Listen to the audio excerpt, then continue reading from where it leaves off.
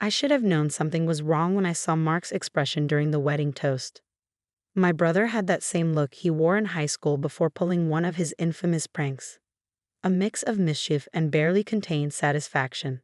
And now, he announced, tapping his champagne glass, a special presentation for my dear sister Emma and her new husband. The crowd of 200 guests turned their attention to the large screen we'd set up for wedding photos. My name is Emma Chen, and at 29, I was celebrating what should have been the happiest day of my life.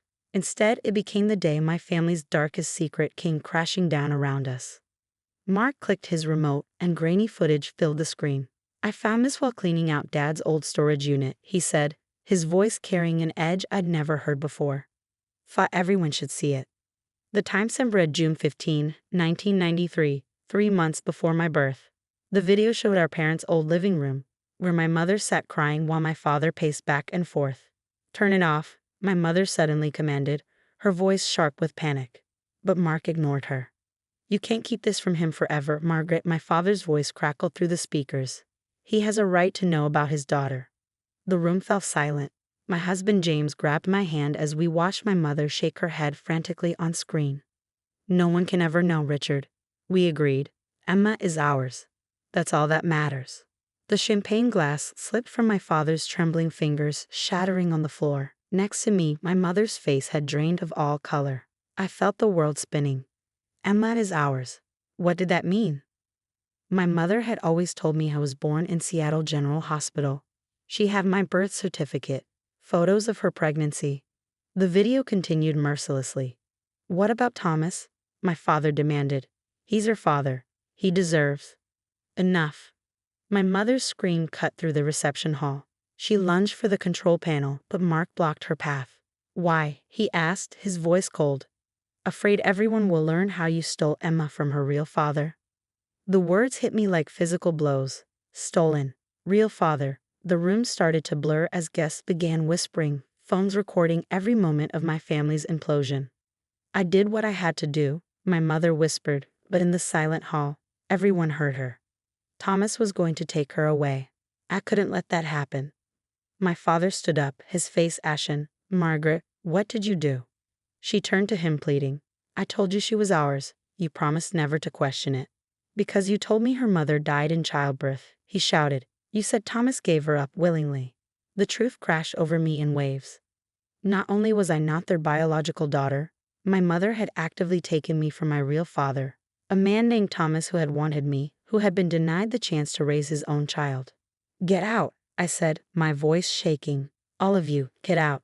James stood up, trying to take control of the situation. Everyone, please, let's give the family some privacy. Privacy? Mark laughed bitterly. That's rich. Mom's been keeping secrets for 30 years. I think we're past privacy. Security began ushering guests toward the exits, many still filming on their phones. My perfect wedding had transformed into a viral scandal in minutes. Emma, sweetheart. My mother reached for me, but I jerked away. Don't touch me, I hissed. Don't you dare touch me. My father hadn't moved, still staring at my mother like he was seeing a stranger. All these years, he whispered.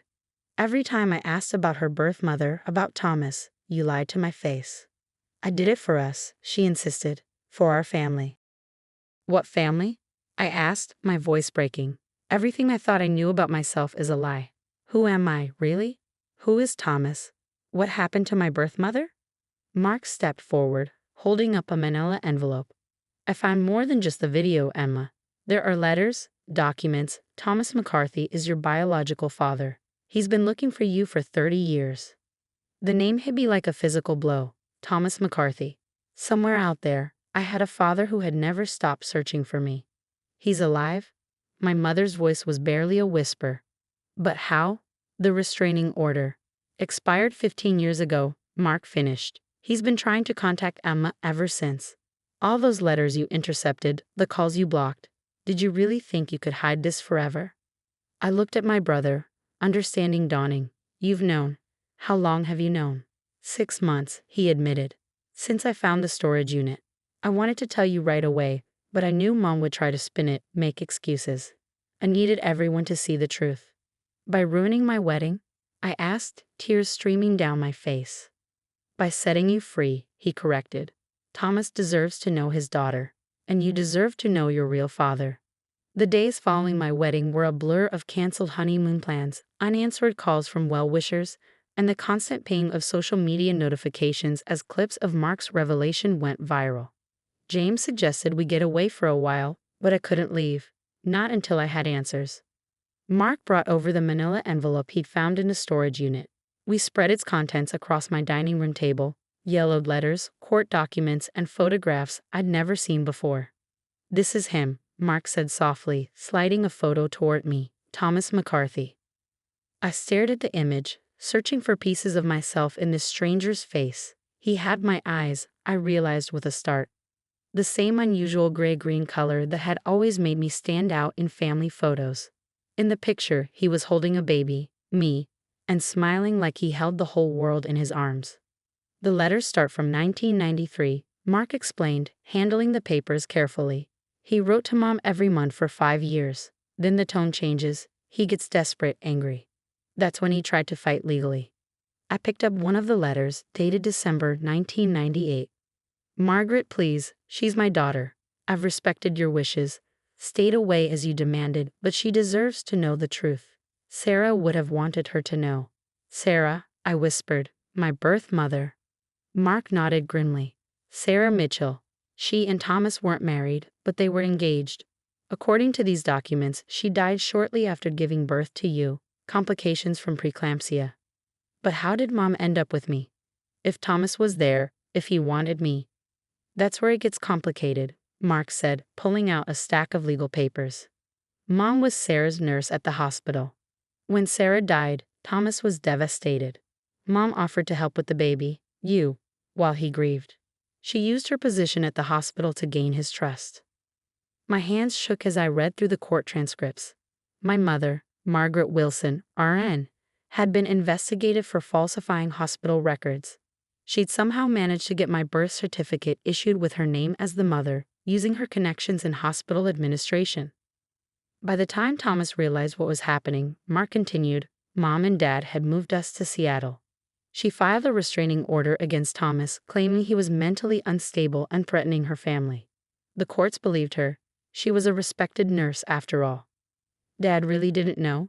I asked, though I'd seen the truth in his face at the wedding. Mom told him she'd adopted you legally, that Thomas had signed away his rights.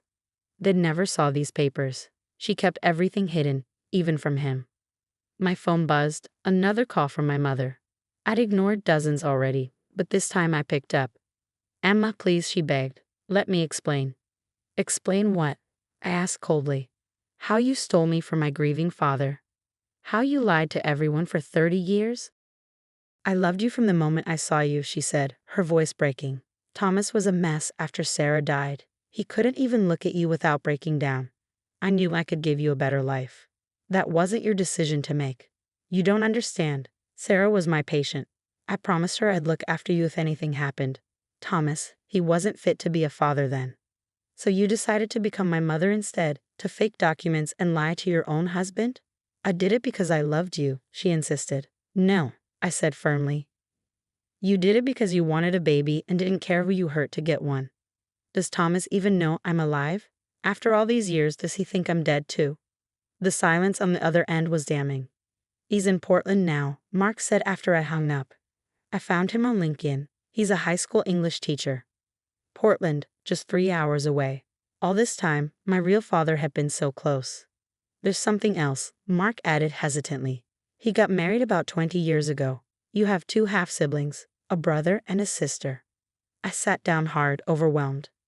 Not only did I have a father, but siblings too. A whole other family I'd never known existed.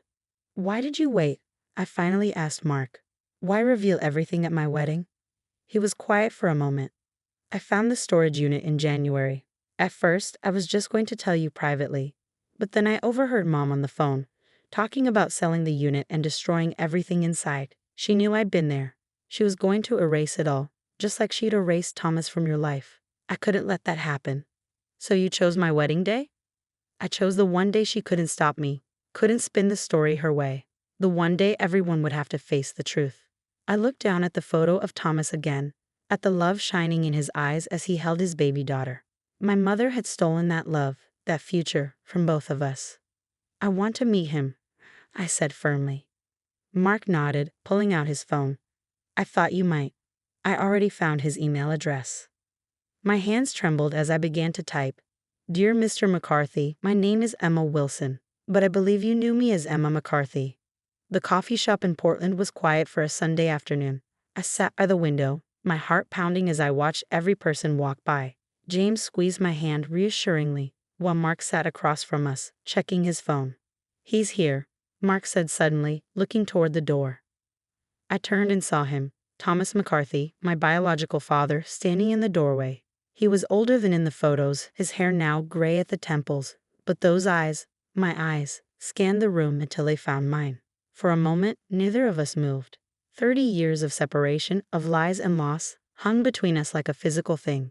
Then he took a step forward and I found myself standing. Emma, he breathed, his voice breaking on my name. You look just like your mother. I hadn't expected those words to hit me so hard. All my life, people had said I didn't look like Margaret, and now I knew why. I looked like Sarah, the mother I'd never known. Would you like to sit? I managed to say, gesturing to our table. Thomas nodded, lowering himself into the chair. His hands shook slightly as he placed a worn leather briefcase on the table. I brought some things, he said, opening it. Photos of Sarah, of you as a baby, if you'd like to see them. Please, I whispered. He pulled out an album, and for the next hour, he shared pieces of my history I'd never known. Sarah had been an artist, he told me, showing me pictures of her paintings. That's where my creativity came from, not from Margaret's side of the family as I'd always believed. She was so excited about you, Thomas said, his voice thick with emotion. She painted your nursery herself, clouds and stars, because she said you'd be her little dreamer. What happened? I asked, though Mark had already told me. I needed to hear it from him. Thomas's face darkened. The pregnancy was difficult.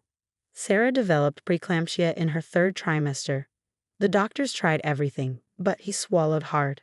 She held you once, named you Emma after her grandmother, and then she was gone. And then Margaret took me. He nodded, anger flashing in his eyes. She seemed so kind at first, offering to help while I arranged the funeral. I was a mess, barely functioning. She said she'd handle the paperwork, make sure everything was properly registered.